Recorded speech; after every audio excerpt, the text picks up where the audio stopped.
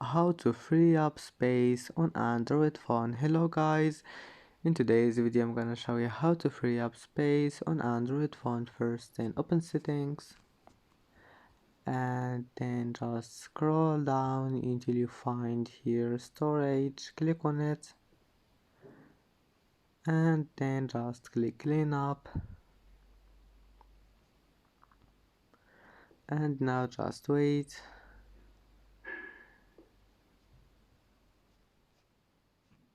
And all you need to do is just you need to clean cache here, junk files. Click on it and then just click delete.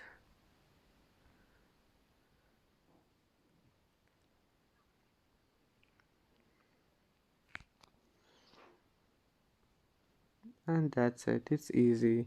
And you can also just clean WhatsApp, and you can clean send videos and send audio files, chat if you want this one. And that's it, it's easy. And then just click delete. And that's how to free up space on Android phone. And that's it for today's video. If you like this video, don't forget like and subscribe, and see you in the next video.